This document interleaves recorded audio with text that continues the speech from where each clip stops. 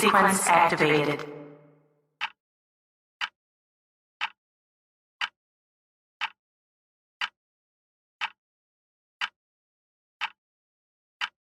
Prepare for light speed.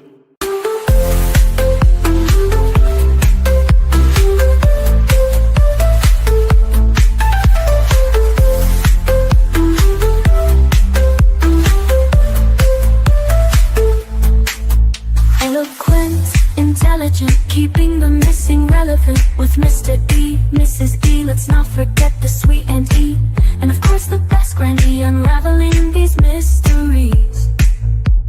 Stay a while and share your thoughts. Help us break down this mystery. Grab a seat, we guarantee you're in wonderful company. Unraveling these mysteries with Mr. and Mrs. E.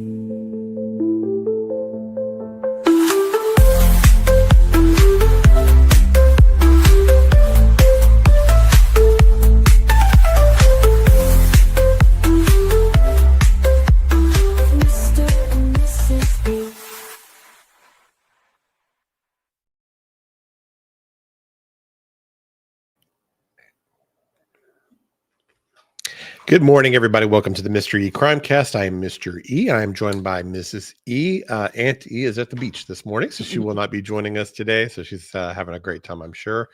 Good to see you, Sue Anna and little Annie. Appreciate you joining us here. So today we're going to be doing our weekly Crimecast roundup, where we will be talking about some of the big true crime cases of the week. We always feature a missing person. We're actually going to do two today because there's two really interesting mysteries and stories that we want to get into and discuss. We'll be talking about the Corey Richens case and trial that is coming up here in just a few weeks. I hadn't really looked at that case before. One of our subscribers mentioned it on our last live, and it's fascinating. I think it's going to be a great trial.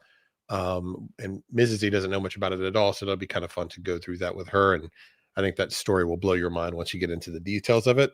And then we will also be talking about the Tepe double murder up in Columbus, Ohio. That's really got a lot of unanswered questions. And of course, we'll do our poor judgment segment at the end. And this person fits that category. No doubt about it. So appreciate y'all joining us. Good to see you, Sharon Marlowe. Hey, Jude is sick. Oh, sorry, not feeling well. Hey, Jude, but appreciate you being here. Nice to see you. And if you think of it, hit the like button on your way in. That helps people find us and out there while we're live today. Just to kind of update, we did mention that my son had a CT scan yesterday morning and it all went fine. They're basically doing it as, what did I just do? I don't know. Okay.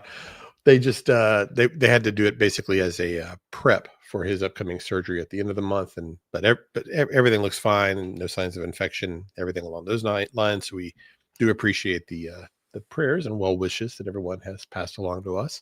And for those of you who don't know what the surgery is they had to remove a piece of his skull because of an infection that had gotten basically in between the skull and what's that thing called? Like the leather, I think like a flap or something. Don't they call it something like that? Or I don't know what the technical, but it's just the barrier between the skull and the brain. So he'd had that infection and had to have. But anyway, he'll have a replacement piece put in for that part of the skull. Okay, Jude is saying it's a Okay, I need the glasses for that word. Trigem. Okay. Well, you can read it there. I believe you. Hey, Jude. So sweet. Well, thank you for doing that, Jude. We appreciate that very much. It's kind of like Susanna. It's kind of like it's okay. So we have our skin, then we have our skull, then we have a kind of leather, watertight thing around the brain. Yes. And so they removed a piece of his skull because they were worried it would be infected. It would get infected. He had a bacterial infection that got in between the skull and the leather. It could have happened during the surgery. It could have come through the incisions after. We don't really know. But it was a very treatable infection. We're very thankful for that. We feel Yes. very blessed that it was that. But they did have to remove his skull. So about that big of a piece? Yeah, probably like bigger than $50. Yeah. Kind of a. I thought it was a little bit bigger than that, but that's fine. Bigger than. Yeah. And so they had to remove that. And so what they are going to do is do a synthetic piece of skull to replace that. But they had to do a CT scan to make sure the infection wasn't there still, and also to get the sizing right that they need for, which you'd think they just keep that piece of skull, but I guess they may have had to test it to make sure. They did. And they said later that it was the right decision to take it out. So we were glad that at least we didn't do an unnecessary surgery and an unnecessary removal. Yes. It was the right call. So he does have to have that replaced at the end of the month. And it'll be of the surgeries he's had, it will be a less intrusive surgery than the previous three. I mean, none of them are exciting, but we, at least it should not be like a week in the hospital and all of that. We should be out in a day or two once we do it. And Rosebud wants to know how his recovery is going overall. They actually, it's just kind of slow. It's really slow. And the last surgery kind of made him take steps back. What his therapists say is regression is faster than progression. Mm-hmm. And so he kind of took some steps back, and now he's having to build back to where he was. So because he was in the hospital bed for a couple of days, he wasn't using, for those of you who don't know, his right side from his surgery in late September. I had to think about it. Mm-hmm. He lost use of his right side. Right. So he lost his leg and his arm, and his language and his speech are very stilted. And anyway, he sees a OT, a PT, and a speech therapist several times a week. And we've been working on it. His leg has gotten more movement, but it did take a step back because he was in the hospital bed for so many days. And it'll probably take another step back when he has this next surgery. Which hopefully he won't be laid up much longer than a day or two, though. Yeah. So it should not be as lengthy. And appreciate you asking, of course. Good morning, Marie. Good morning, Rosebud, and good morning, Nightbot. Just kidding. So I guess that's the update on him, but he is still having difficulty. There's slow progress. So they said it could be up to 2 years before he gets it back. They do believe he's going to get it back, though. So yeah, I mean that's the best news of that is that they all tell us that it doesn't appear that any of this should be permanent. It's just a matter of time. Mm-hmm. We had hoped it would be a few months, might be longer. And of course, he's getting his chemo every few weeks, and we're fighting the cancer as well, and praying no tumors come back. Yeah. And good morning, Chicky. Nice to see you. Okay, you ready to get started? Yeah. So Rosebud, I don't know if I've ever asked you this before, but is that a Citizen Kane? Is that where the name comes from, or is it? I think you have asked her, and I don't remember. I don't remember. I think it every time I see it, though. Rosebud wants to know how his spirit is. She says, "How is his spirit? I'm praying for him. He's young and strong. He'll do well. Love you guys." Well, we love you right back. We feel like you guys are members of our family, and that's why we like to keep you updated on him. His spirit it's up and down. She says it is a Citizen Kane. Oh, reference. it is? Yeah. Okay. Because I think I have asked. I just couldn't remember. But I think it every time I see her name. Good morning, Detective Mom. His spirits are up and down. I will say that over the break, we took advantage of getting out of the house, and we met met Aunt E in the middle and my mom to exchange presents. So that was a lot of fun. And one of the places that we went, because we were near Atlanta, we went to the Stranger Things house, Will Byers' house, and that kind of cheered him up a lot. And we took him to Jackson, which is where they filmed all the scenes for Hawkins. Yeah. For Stranger Things. And so we also took the kids on New Year's Eve to see Stranger Things in the theater, the finale, and they really enjoyed that. So that kind of, I felt like his spirits were up for that. We're trying to find fun things that he can do. That we can do. So, but yeah, and that of course was fun for him to be able to do those things. Yes. The doing the premiere was a lot of fun. Well, at first he didn't really seem to care so much that we were at Will Byers' house, and then when he got out of the car and walked up to it, it made a huge difference. Yeah, the Will Byers' house thing was pretty cool. Yes. Actually, did we talk about this? No, I don't know if I've got a picture without the kids in it. So we I might. of course, if you don't know Stranger Things, this won't mean much, but Will Byers' house is one of the main houses on the show. And when you pull up, it's like in the little country I have a road, picture. and they have the security guard. You want me to wait for you to pull up the picture? I didn't get a picture of the security guard. So they got the security guard sitting at the foot of the driveway because there are so many people coming to the house.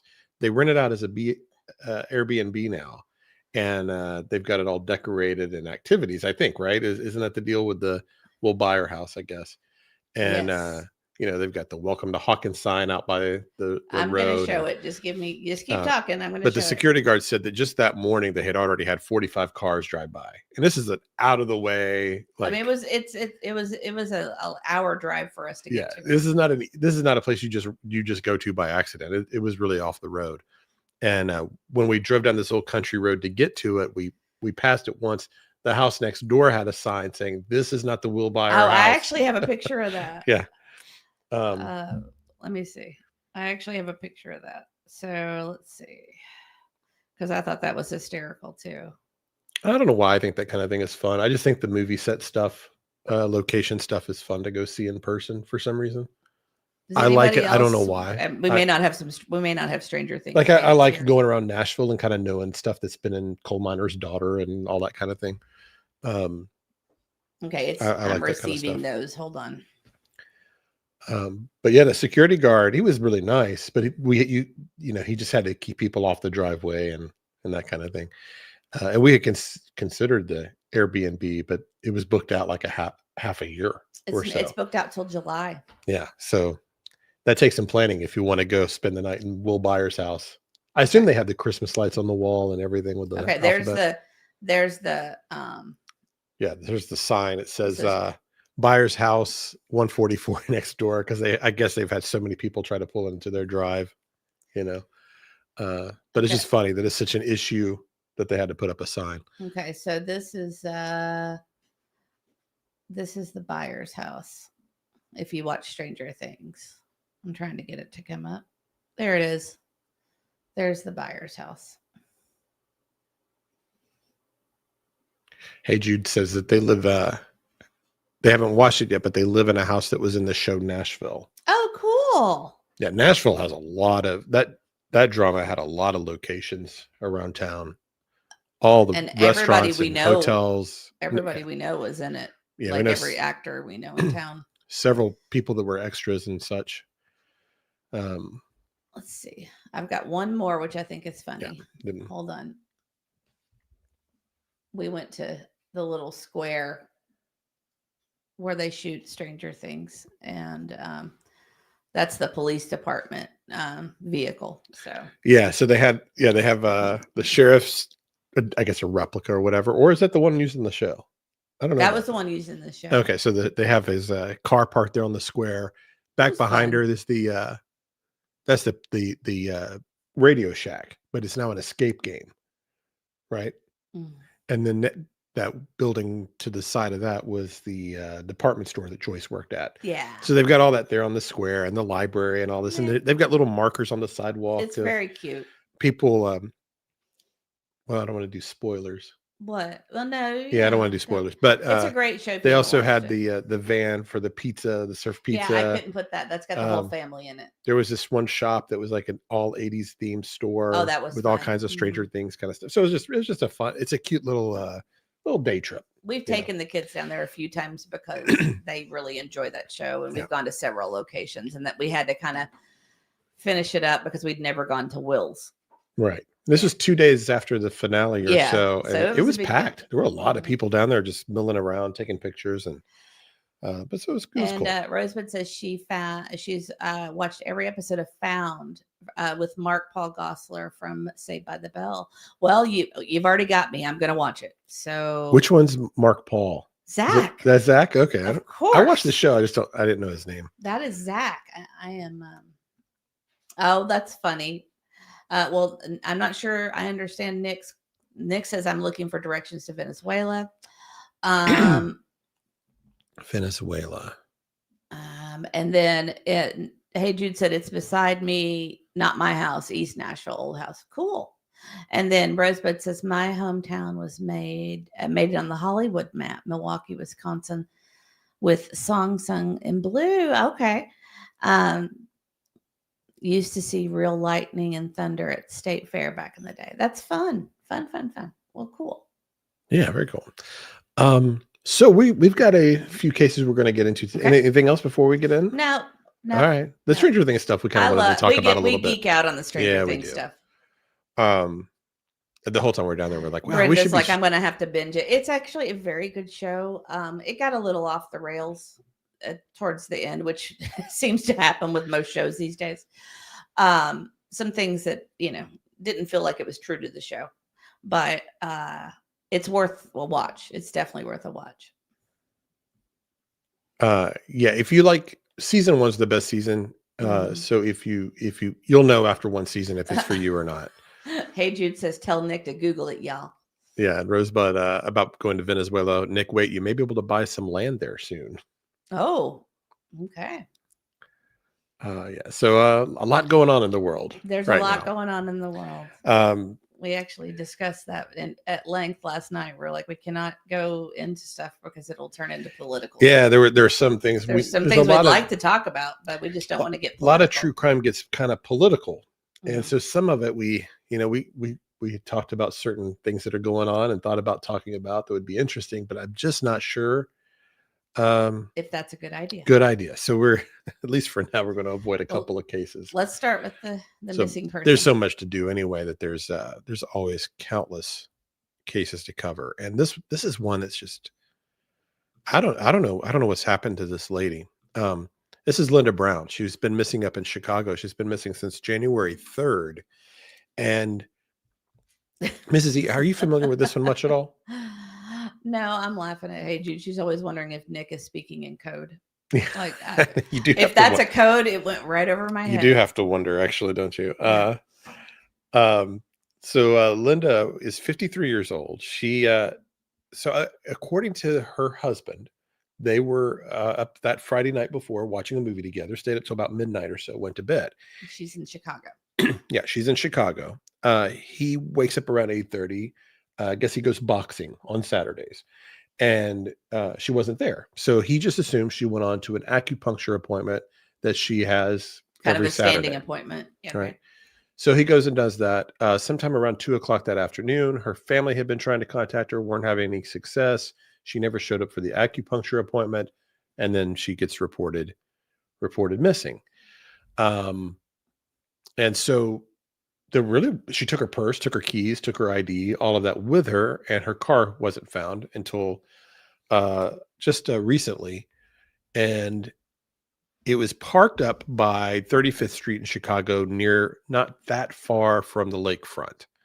And she eventually is seen walking across a pedestrian bridge, but never returns back to the car. And this is at 3 a.m. the night she went missing. So she goes to bed apparently around midnight, according to the husband. 3 hours later, she's in her car driving out to this part of Chicago and goes across a pedestrian bridge to never be seen again. The police are being a little bit tight-lipped on this case as far as what they think. They're not really treating it like foul play at this time. They're treating it more like she may need medical attention. That's the kind of language they're using.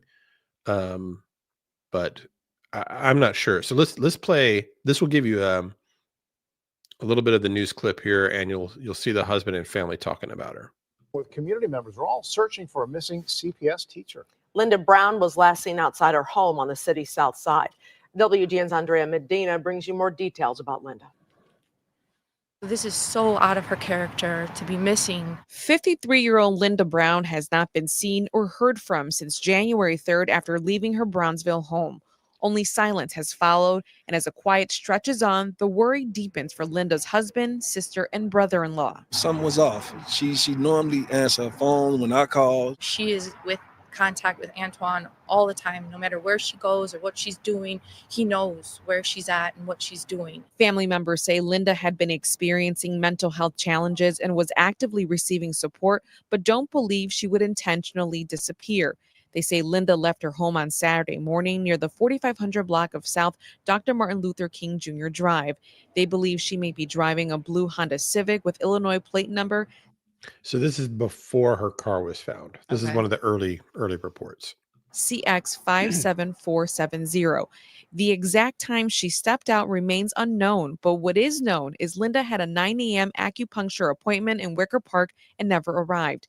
From that moment on, her whereabouts have remained a mystery. I texted her again maybe around 2 o'clock and I still hadn't heard from her. So then that's when we got in touch with Antoine to say, how's Linda doing today? Have you talked to her at all?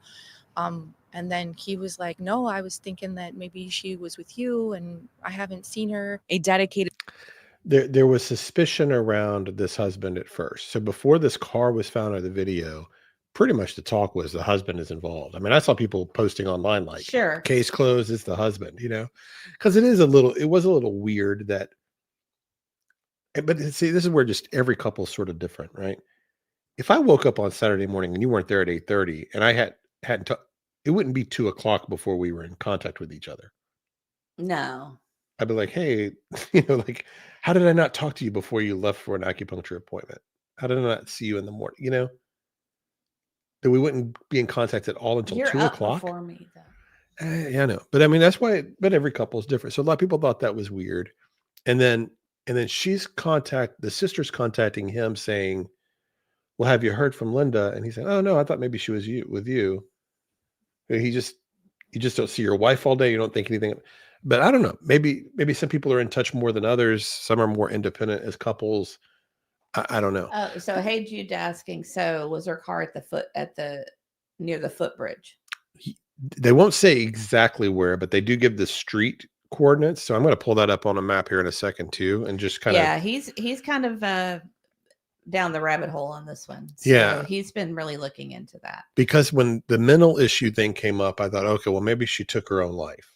That's where I was, because she's been out of work or leave from work for a couple of months at least. Well, that's my guess. I know that you and I don't agree on this, but that's my guess. But after looking at where she went, that doesn't make sense to me. Right. So, Rosebud says like a whole day went by and he never called looking for her, which then you cross-reference the sister saying she's always in contact with the husband. So that sounds weird to me. It sounds weird to me too. And they also don't have like friend finder kind of apps on their phone. So they don't like keep track of each other. So maybe they're just more independent as a couple. In this but day there and was age, a lot of, all phones have them whether you really want them or not. For the public, he was suspect number one there for a bit. But I'm going to guess now that this video of her walking across at 3 a.m., he's probably not considered a suspect. Okay, wait, I'm confused. I thought you said he didn't talk to her that morning. He didn't. So what was it, a whole day? Well, I mean, it was late. According to the afternoon. sister, at least around 2 o'clock is when she started to get concerned. Okay. And then she reaches out to him and he's like, oh, I thought maybe she was with you. But this reminds me of the Becca Park thing. Well, why are you wondering at all where she is if just ask? If you're wondering where your wife is, just give her a call or a text. In this day and age, right? Yeah, we had a big, long discussion about this with Aunt E the other day about, being available and, Right. all this stuff. So I understand why people were kind of like, huh, this is a weird situation. But and Hey Jude says it reminds her of the Crystal Rogers case. Yeah, it could. Yeah. Except for this video. This video threw that all out. Cool Cougar says hubby is sus, in my opinion. Hello, everyone. Hello, Cool Cougar. Yeah, it is weird, Brenda. Brenda said it's weird that the sister got concerned first. I know it is weird, but I mean, how do you explain her going across that pedestrian bridge at 3 a.m. alone, and how could he be involved in that? Let me get. I mean, is it possible he called her there for himself. We don't know why she went there at all. Like the police are not saying a whole lot. They're That's doing searches. weird. They're not saying a whole lot. It's very weird. Okay, go on. I'm sorry. They're staying like we don't know if her items were left in the car or not. Okay, There are things like that we just don't know. it's really weird. Special education teacher at Healy Elementary School, Linda was expected to report to work today. Her family says it's unthinkable that she would miss for the students who rely on her. That was her main thing, is helping kids, that she loved it. She never missed a day at work. She always went, and And there's past tense. That was another, that's, Yeah. but these things happen. That's why like just one of these little statement analysis things doesn't mean anything. Several add up, but there were things like this in these interviews that made people look at him funny. always had a smile on her face, positive attitude all the time. Her sudden disappearance has left their family desperate for answers. They have searched nearby areas and called hospitals, yet they refuse to give up, holding on to hope and praying for her safe return. Baby, I just want to let you know that we love you. We want you home. And please call us. Call someone to let us know that you are safe. Linda's family is But that is one of the signs of a innocent person. Right. To plead to the person to come home and make a phone call. Of course, what we don't know is off camera, did the reporter say, hey, would you like to plead Right, for her because to when we looked at Megan Boswell, when you look at the whole footage, Yeah. she was pushed the whole time to do the things to say the things she said. So we don't know if he said, hey, can I make a statement to my wife, if he started that or if he was prompted. We don't know. But Susanna has a clarification question. So this was 3 a.m. that she was seen in the morning, and he didn't wake up until 11 in the afternoon and then went to the gym? no, he last sees her, according to him, sometime around midnight when they both go to bed after watching a movie. Okay. He never sees her again after that. Several days later, surveillance video is found by police near where her car was found, up on a 35th Street in Chicago near the lakefront, which I'm gonna pull that up after this next clip. That's wild. And then Jana says it's crazy how they look alike. And Hey Jude says it's sad. She had a mental issue and they can't discuss it due to the privacy. And Rosebud said that was her main thing. Dude, you just gave yourself away. And Cool Cougar says Barry Morphew did the same thing. And also, on a side note, Jana lives very close to Vecna's house. Oh yeah, From Stranger Things. All right. And I said that we Vecna's. were Okay, we thinking haven't been about to that one. stopping. Well, no, we were thinking about stopping, but Middley was asleep. Yeah. That was a little further, right? Like an hour. It's near. Well, I don't want to give her away, but I know where it is. Yeah. And also, she said it's for sale. And if you're interested, I am interested. Yeah, I know you got your eyes on Georgia. I do. But it's. I think it might be a little out of our price range. It's at 1.5 million.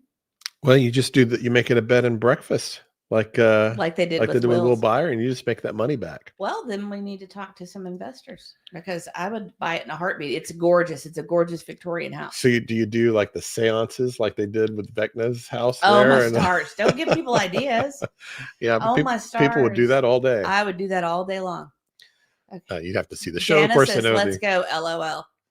Well, Jana, you have to. I'll tell you what. You'll have to be in charge of it. We'll make Jana in charge of it. Maybe we could pool several investors That's what together. I said we should do a fundraiser for it. Everybody does fundraisers around here, so let's do one for Vecna's Well, house. actually, that's how the Will Byers thing was. It was several fans that bought the house and turned it into a Right. Airbnb. So it was like, Right. I don't know, however many fans. So they kind of did it all together. Well, we could have a Mr. E retreat there. Right. Yeah, sure. Hang out Sure. with Mr. E in Vecna's house. Yeah. Hi, wow. Nice to see you. Okay, sorry. We'll get back on track. Sorry. So this is after the car is found and the Yeah. husband's back talking. Outgoing, smart, funny. For 11 years, Antoine Brown and his wife Linda Brown have been married and were currently living in this Bronzeville townhouse. The last place Antoine says he saw her around midnight Friday night going into Saturday. She was in the bed when I went upstairs. Everything was fine. Don't know when, she got up. He says he got up around 8:30 Saturday morning to go boxing. Linda was supposed Did he say she was in the bed when I went upstairs? Wait, rewind that. I What don't. does that mean? Hold on. Stairs, everything was fine. Saw her around midnight Friday night going into Saturday. She was in the bed when I went upstairs. Everything was midnight. fine. Okay, so maybe she At had already midnight. gone to bed. He comes upstairs, gets in bed with her. Maybe that's what he means. Don't know when, she got up. He says he got up around 8:30 Saturday morning to go boxing. Linda was supposed to go to her acupuncture appointment on the 2200 block of West North Avenue in Wicker Park, but she never showed up. She has acupuncture every Saturday. Antoine says that Linda is a special education teacher here at Robert Healy Elementary School in Bridgeport. He says that she was taking a leave of absence for a few months and was set to go back to school this past Monday. A little bit of mental issues going on, and she took a leave of absence from her job Well, to get okay. help for that. Chicago Can police. you pause for a 2nd Mhm. Could that have been her trigger? Is that she just did not want to go back to her job? I mean, if she was going back Monday. I don't. I'm just I don't saying. know. Maybe. I mean, I really think that. You think? I know we disagree. I think she had a mental health crisis. Is what I think happened. I do too. I just don't know if she took her own life or she's lost and disoriented or something like that. I don't know. Well, let's hope it's the latter. It's been a long time though. It's been a week now. I want to say hello and good morning to Donna Fowler. And Brenda says the husband could be feeling guilty for not keeping a better eye on her with her condition and just appears to be a little guilty. Maybe I kind of agree with you there. But maybe they'd had an he does give me argument. bad vibes though. You know what? But if Who knows? We don't know what guilt he's holding on to, right? maybe they had words or something, and then she's gone, and he feel. You could feel guilt for things like that, even. Yes. And Hey Jude says, let me say there are huge YouTube opportunities if you have a cool house. I think Hey Jude just wants us to buy it so that Hey Jude can come visit. That's what I think. Just kidding. Okay, sorry. Well, I think that's why anybody would want to buy it, partly to be able to stay there, even as an investment, right? Well, Rosebud agrees with you. She says she's got the same gut feeling about this guy that she did with Sebastian's case. So, yeah, I mean, everybody was kind of on this guy, not trusting this. It's just, I don't know. I'm not sure yet. I was thinking this was going to be a suicide until we got to the map. And okay, well, show me the map and let me get. There's just like 30 seconds left Okay. of this, and we'll go to it. Are investigating, and Antoine says her blue Honda Civic was also missing until today. We found the car. CPD towed it. He says the car was found undamaged, but would not say where it was located. Chicago police would not confirm any of these details. I'm not eating. I'm not really sleeping. So, man, she need to come home. Antoine. So why not? Why would you not say where the car was found if it's just a missing person case? Because telling where the car was found would help. Wouldn't that help you know where to look? Yeah. So they held that back at first. Maybe that's why it's a little weird. Maybe they're suspicious of him, that there's more to it than we realize. They say it's not that in their statements. So but they're giving a little mixed message with stuff like that. I don't know. I just don't know why you don't say exactly where the car was found, because then people in the neighborhood know to check ring cams and such, right? That's what I would think. I don't know. It says they do not track each other's phones and there are no cameras in the front or back of the townhouse to know when Linda left or what she took with her. Please, love on your family, because I'm missing mine. In Bronzeville, Marissa Sulik, CBS News, Chicago. So that's a little,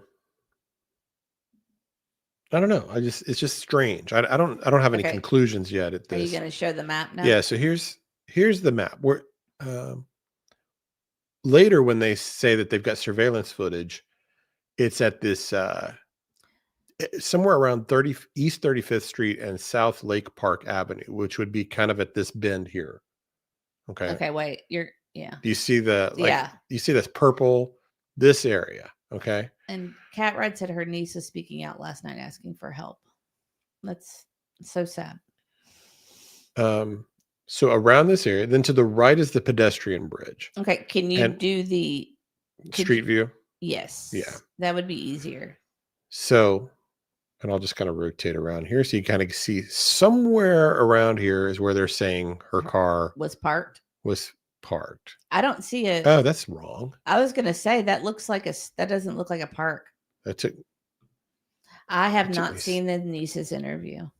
This is the first. Well, not the first. He mentioned it to me last night and told me how weird it was, and he said he wanted to talk about it, and that's all that we really said about it. He was telling me the story, and I told him my gut instinct, which is I'm worried that she had that she took her own life. Oh wow, that's weird. What? I guess they did this in the middle of a bike race or whatever when they got but okay. So this is the area that her car was found. Okay. Rosebud. I know Rosebud says I'm the map. I'm the map. I'm the map. I'm the map. I'm the map. You know, when I did this before, said, it was "Sorry, couldn't help daytime it." view. I don't know what you've done here. You've messed it up. I didn't know it would give you different pictures, but I think that you can do it by dates. I think it's in the top left up there. You see can more dates. Yeah, we may not want to have all the bicyclists. Yeah. Did you not hear what I just sang to you? I sang Dora. Okay, here's daytime. Yeah, I did. All right. Well, at least you get an idea what it looked like at night. Mhm. Well, there you go. Yeah. Yeah. So let's do that first. So you get an idea what nighttime would be for her. Okay. Oh my stars! You're the worst. That is what they say. They just say he's the worst. Well, we need to do a fundraiser for Mr. E to get technology classes. Yeah. Computer training. Google Map training. All right. So we'll go back to. I'm kidding. All right. So there's the. He won't listen. We saw that it was relatively well lit. Somewhere she parks here, but they say that she's caught on camera going across this pedestrian bridge. Okay. And never comes back. Okay. Well, where does this lead though? That's the question. Yeah. So what's over here is you've eventually got the lake. See below there's train tracks, right? I know, Wowzer. I know. He's ignoring me. What? I'm fully aware. What am I ignoring? You've had a little thing lately where you just don't listen when I talk. But I guess that's part of being married forever. It is part of the deal. Right. Okay. So here's below. I didn't mean to do that, but this gives you an idea of why. So this pedestrian bridge is to help you get across this highway. Okay. So you can make it to so you can make it over to this kind of park rec area for trails and bicycling. So it has kind of like an off ramp almost to get. It's just because this is sort of a preserved, nature-y hiking, bicycling, walking trail area. Mm-hmm. That's what this is, and you can kind of see the lake and whatever. So she would have had to have come down here. Well, see, originally I was thinking maybe she came down here to take her own life. Go back. Or turn. Where's the bridge? It just kind of went away. Okay, go back to the bridge because that's where we need to be looking. Because that's the last known footage of her, right? Is going across the bridge. Correct?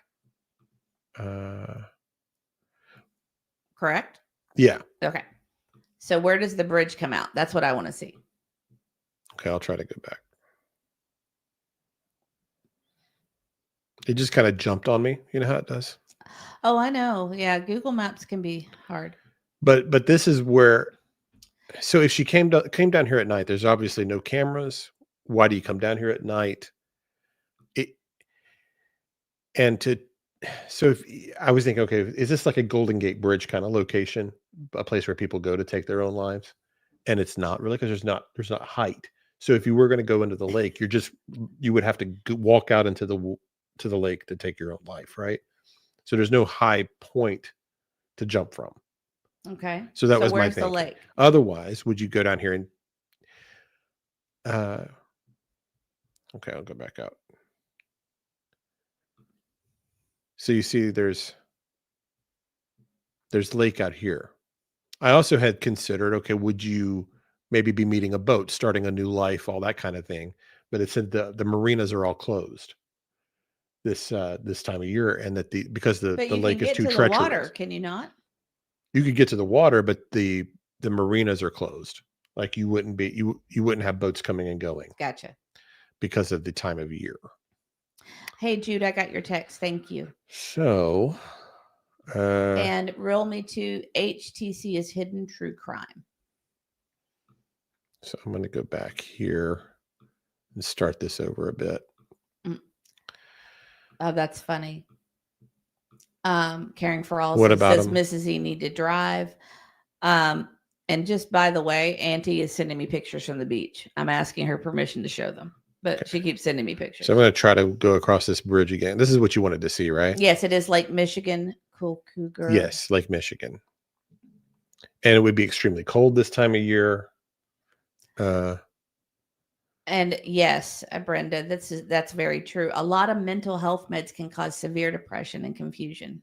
Sure. You're right. And I'll tell you, we've had, we've lost a few friends to suicide in the past few years, and it's terrible.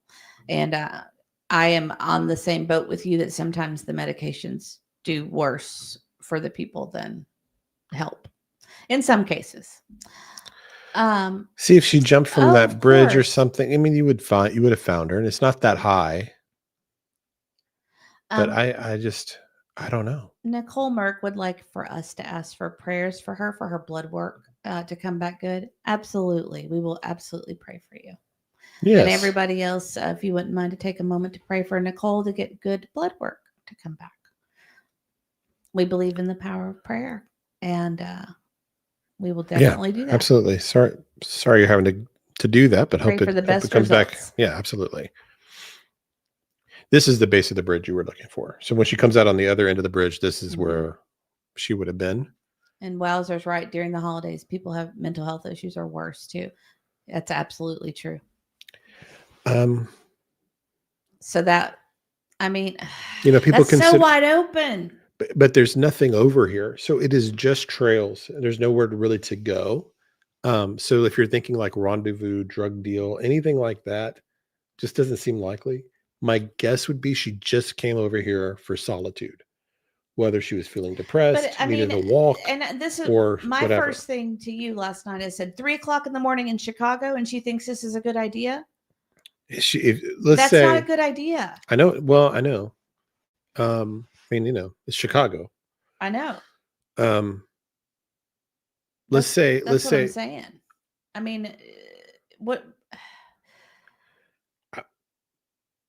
I wouldn't even go on my porch at 3 in the morning in Chicago. My thinking would be she was upset, distressed, depressed, whatever, and felt like she just needed to get out of the house, drive here, go across the bridge, go somewhere calm and peaceful, a place she knew.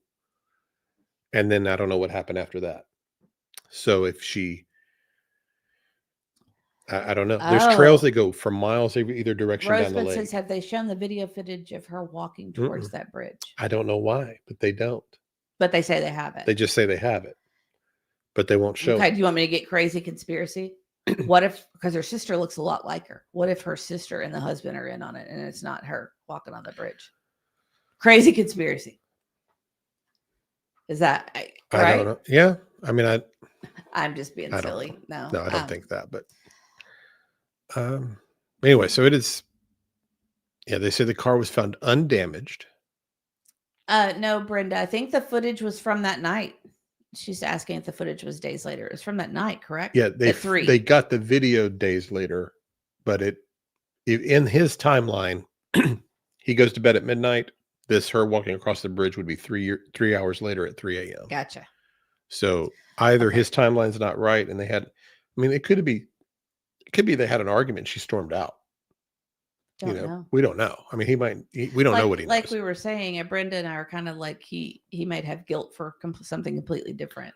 Right. I keep thinking less.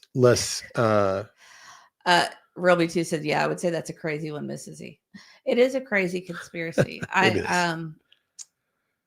We've seen some wild stuff though, so you just never know. Yeah, I don't know. But a week is a long time. They're not indicating they think she's in the water. They're not doing water searches or anything. they know more than they must know more. But they are right? staying kind of tight-lipped. So I don't know. So I don't know. You got any other thoughts on that before we go to the next? The other one's really a crazy missing person This case is- also. Yeah. Let's see. Hold on 1 second. I gotta show you something. Sorry, I want to pull up the picture of our next person. I'm gonna export it. Hold on. Let's see.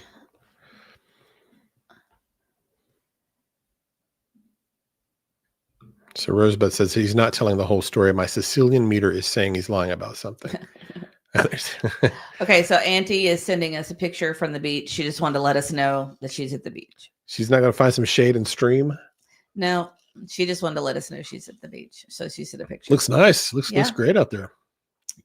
Yeah. So she wanted to just let us know that she's enjoying very nice weather, and we're here on a rainy day in Tennessee. So Hey Jude says he would be really nervous because he would be a suspect, and maybe he is nervous because of that. right. I mean, No, Brenda, I don't know. I don't think No. they've said anything about her credit cards being used. no, I'm going back here. So they Oh, Just okay. that she- Caring for All said she was talking to family about her mental health struggles at Christmas. Maybe that was her cry for help, and they didn't work. Right. Her niece is in true crime also. Okay.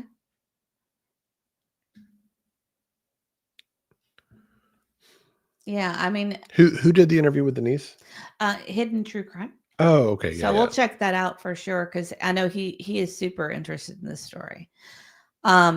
This next story that he's getting ready to talk about is one that I'm pretty interested in. Yeah. So this is Ryan R.J. Davis. He's 12 years old. This is Chickasha, Oklahoma. He's been last seen on the night of January 2nd, around 11 p.m. at a Quality Inn on 4th Street and East Grand Avenue there in Chickasha, where he was staying with his mother and his stepfather.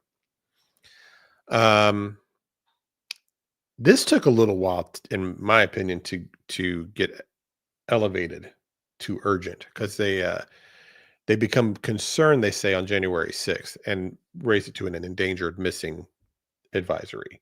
So 2nd, 3rd, 4th, 5th, 6th, like 5 days later before 12-year-old out leaving a hotel. There's some bad stuff going on there, near the interstate, 40 minutes outside of Oklahoma City. That should have been an endangered runaway right away. Not talking about a 17-year-old, they can kind of take care of themselves. They're practically an adult. This is 12 years old. And anyway, he's 4 feet, 11 inches tall, 85 pounds. He has brown hair, brown eyes. Been missing now for a week, and could be anywhere. They do say they think he is alive. He was last seen wearing a red and black plaid shirt, dark jeans, and brown steel-toed boots. And there have been volunteers. They've been searching. And I'm going to play. Where do I want to start with this? Yeah, I'm going to go to the arrest. So the parents have been arrested. So I'm going to pull that up. Back that up a bit.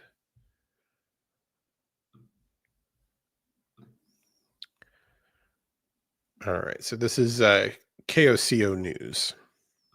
Yeah, that's absolutely right. They want to assure the public that they do believe that RJ is still alive. RJ's parents officially booked in the Caddo County Jail last night on complaints of child abuse. They are currently booked in that Caddo County Jail. Chickasha Police Chief assuring the public that the boy will not be placed back into the care of his parents. Law enforcement still encouraging members of the community to keep an eye out for this child and let them know if they have any information regarding this child. They will check every tip. They have been telling us that yesterday, and they continue to tell us that today in the press conference. We're obviously going to keep you updated on everything going on here in Chickasha. But for now, live in Chickasha, Patrick Talbot, KOCO 5. Yeah. So I'm gonna read this from this is the source for this is KFOR News, but I actually found this on Abby Blabby's True Crime and News Post. Sorry. Sweet Melissa, I saw your comment, and if you ever need to talk, you let us know, email us, and I'll send you our phone number and we can talk. But I don't want you to ever feel like that or feel like you're alone. So please feel free to call us. We are always happy to talk offline. Yeah, ask Sharon Marlowe. We talked to her. There's several people we have actually. Yeah, different situations and things going on. So we're always happy to We're talk. happy to talk. If you need a friend, we're here for you. Okay. Yeah. Sorry, I just got sidetracked. You know how? No, I didn't see the chat, so yeah, for sure. It didn't come up on StreamYard. It came up on the other one. Oh, it was weird. That's strange. Mm-hmm. This. Oh my gosh! Stop for 1 second. Sure. Brenda pointed out something. This is actually very funny. Okay. She goes, "Is it me or does he look like Eddie Munster?" Oh, the look at that guy. Oh yeah. Oh, he really looks like Eddie Munster. He's got that widow's peak big time, doesn't he? Yes. Sorry. He really does. Well, that's what happened to Eddie Munster when he grew up. Actually, he'd be too young, but I know, but he does look like him. Oh, well, Melissa, we're here if you need us. She said, "Thank you. I've been off of them for a long time. I love you both." Well, we love you too, and we're here if you need us anytime. Okay. Yeah, for sure. Absolutely happy to talk. So this was posted a day ago, but this will give you a pretty good update on kind of all these circumstances around the arrest and where the investigation is at. The parents of a missing 12-year-old boy were arrested Wednesday night as authorities continue searching for the child. Kimberly K. Cole and George Franklin Cole were booked into the Caddo County Jail. Kimberly Cole is charged with crimes against nature, while George Cole Jr. faces a charge of conspiracy. Investigators have not publicly detailed how the charges relate to the ongoing missing child investigation. Their son was reported missing on the 2nd, and Hunter McGee of the Oklahoma State Bureau of Investigation calls it a suspicious disappearance. Okay, so according to Kim, the family's been staying at the Quality Inn off of Grand Avenue in Chickasha. She said Ryan was grounded Friday evening for bad behavior and later ran away. Mm-hmm. So according to her, we went to bed about 10 p.m. Around 1 a.m., my husband got up to use the restroom and noticed him missing, Kim Cole said. As soon as we did, we called 911 and we started trying to get the search on the road. Family members and volunteers from Chickasha County have spent days searching for the boy. Right. We had drones, we had our scent dogs out, we had 4x4s out, we had all of my family spotlighting, Kim Cole said. We had everybody and everything. We had our own little army out. Kimberly Cole said there were possible sightings of Ryan after he went missing, including one by a state trooper around 11:45 p.m. Friday, and another reported sighting near the family's home. I think these are both unconfirmed sightings. Because on the poster, they say around 11 p.m. at the Quality Inn is the last time he was seen for certain. Caring for All says crimes against nature.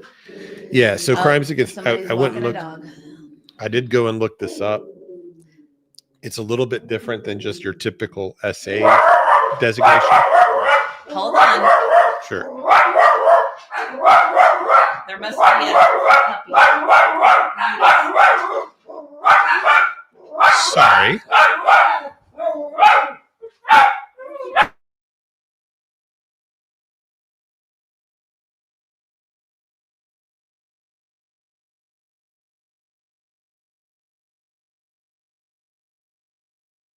All right.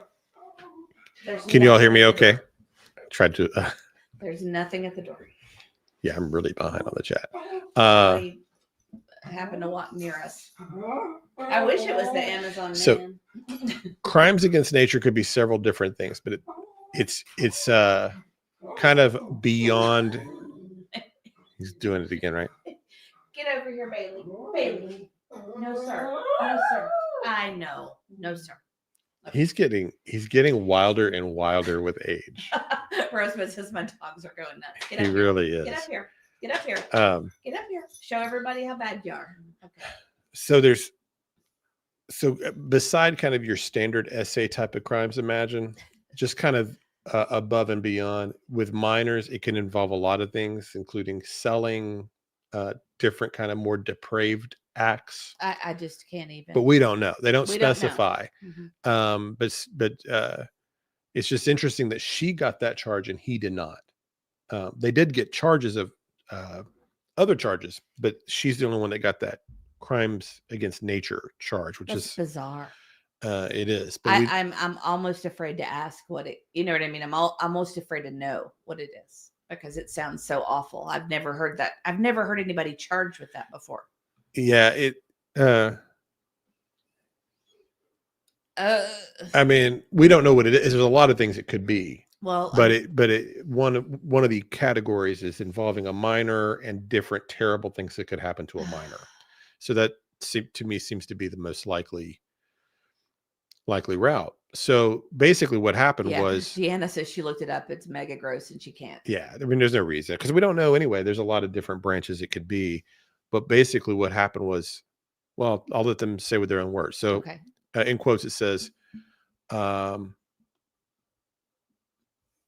Good morning, Animal Keeper. before I get to that, I'll read Good this morning, part. PJ. So the mom acknowledged that Ryan Andrea. has run away before. And during a previous incident, she said he ended up at a relative's house. That same relative filed a protective order against the parents on Monday, alleging stalking, harassment, and domestic abuse. Okay. This is a bad situation for this child. Oh, my stars. So that's a little murky to me. I'm assuming they mean that Monday before he went missing on Friday.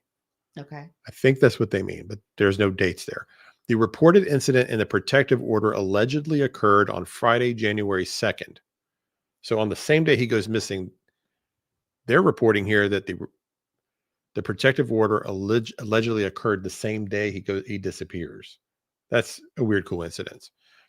Though Ryan was not named in the court documents. Okay. So OBSI said that all leads are being investigated, but they want to talk about specifics. So here's a quote. So I can't go into specifics during this investigation, who we've made contact with, where we've gone, and where we're going to search, McKee said. But I can say that everything you're bringing up, we have followed up with. The number one priority for us is to find this child. Kimberly Cole said the uncertainty is overwhelming. It's not good. It's scary, she said. I don't know where my son is. Okay, so there's that. So now I'm going to play Eddie Munster. I don't know if he's in. I don't know. I still see Eddie Munster on the screen. This is KOCO. I don't know if he's the reporter or not. I don't remember. We can hardly see that. There you go. Next top 5, OSBI is now investigating alongside Chickasha police to find a missing child. So come take a look at your screen here. Police say 12-year-old Ryan Davis, or RJ Davis, was last seen January 2nd near the Quality Inn near 4th Street and East Grand in Chickasha. He was wearing a red and black plaid shirt, dark jeans, and brown steel-toe boots. If you have any information, you need to call 911. Again, state agents with OSBI are now involved. Okay, so I probably should have played that at the beginning. Yeah, so one of the things they said, they also do a press conference. It's like about a 15-minute long press conference. So a couple of things of note from that. In the press conference, they said they do not plan to return Ryan to his parents' custody should he be located alive, given the allegations and circumstances. Oh. Well, I mean, that's a great thing, but oh. I really hope he's run away. I hope that's what it is. I really, really hope. So they're facing charges of child abuse, essay, conspiracy. But they're not saying what happened was they're investigating the disappearance. During the investigation, these crimes come up. Well, I'm guessing they're checking their phones and stuff. Probably and yeah. Probably checking the phones and that kind of thing. I'm guessing that's what happened. I mean, just speculating. I don't know anything. Oh, this was one I wanted to share. So here's a picture of the home. And that's what was. I can't really see it, babe. You'll have to get close.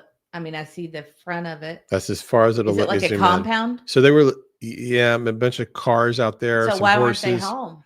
they said something about doing renovations while they were out, but they live in a fifth wheel. And they were staying at this hotel while some kind of work was being done on the property. I disagree. I bet That's what that's they not what claim. was going on. That That's what- sounds like, how do I say it nicely? It sounds to me like they were doing tricks at the hotel. Is that it? I mean, that could be. I'm just trying to think of a nice. I way to mean, say that it. would fit the crimes against nature category. That's That is what I'm one of wondering. the. That is one of the things. Yeah. Here's another quote from McKee. It was deemed that it was not a safe environment for him. There was apparent harm done to this child while he was living with these two parents. When Chickasha Police Department requested us to look into this case, not only was it important for us to locate this child safely, but we also needed to look into the entire aspect of this case and find out why is the child missing in the beginning for multiple days. And then while they were doing the investigation, they learned of the abuse. I'm not sure All what we to think want to about do is that. lay eyes on this child, give him the medical care that he needs, and assure him physically and emotionally he will not be returning back to that environment, said Chief Goebel Music with the Chickasha Police Department.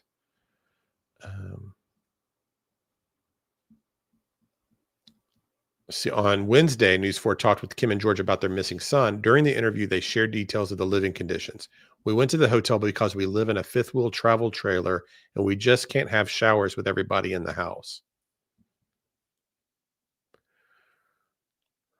Well, I mean, DHS has been to their home. that sounds legitimate because we have a camper, and when we go on trips, we tend to go to we don't tend to use our shower. Yeah. We go and use bathhouses. The campsite houses. So if you wanted, I mean, so that's reasonable. That's the only thing so far. She did say here too, or this is George Cole, the stepfather. DHS has already cleared us and there is no abuse. There's nothing. Oh, they've already cleared us. Where have we heard that before? We should just start making a list of they already cleared us. Yeah, list. I know. So the uncle had a reaction in this article about being unhappy with the place he was living. They had not been allowed to see him for years. Much of that side of the family, the biological father's side, had said. The uncle said it's just heartbreaking to look at this and see what he has to live with and go through every day and not knowing exactly what he really went through. Hey, Jude, I think they said they're horse trainers. I mean, they've got several horses out on the property, so it kind of looks like they're involved in something like that. But yeah. Hey, NorCal, SoCal. Everybody's like, yes, it does sound familiar. I mean, I think, gosh, we've heard that. Letitia. Didn't Letitia Stout say that too? That she was cleared? Yes, we all do need to say prayers for this young man. I don't know. He is safe and that he gets far, far, far away from these people. These people are disgusting. So, yeah, definitely. And I'm guessing that because he ran away or got away, this is how they were found out. So this town, this Quality Inn here. Yeah, horses are very expensive. I'm sorry. Oh, this is the Quality Inn that he was staying at. So he's right off Interstate 44. Oh. So they were. It's a small town. It's like 16,000 people. But they weren't charged with like a trafficking charge or anything like that. No. SA, child abuse, conspiracy, crime against nature so far.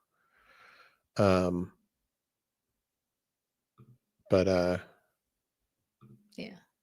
So this is the area that he disappeared. Was last seen somewhere outside of the Quality Inn.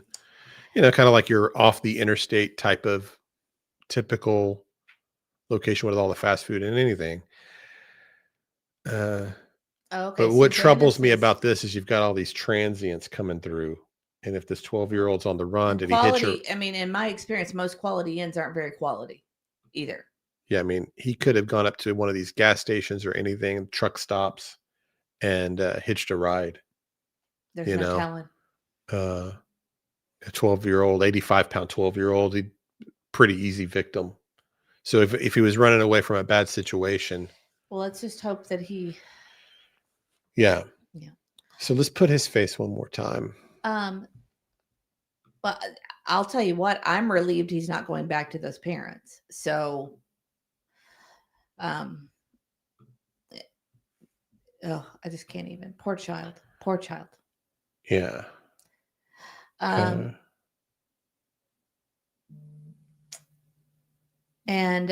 Susanna says that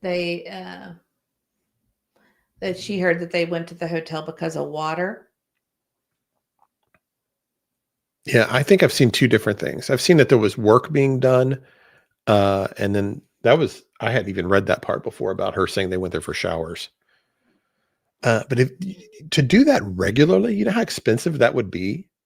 Every time you needed a shower, you go and check into the Quality Inn. You know, if that's the way they were living nonstop, that'd be an expensive way to live. It's more expensive than getting water set up in a shower. Yeah. I mean, that'd be kind of a weird situation. And yes, Sonia, I know some fifth wheels do have 2 bathrooms.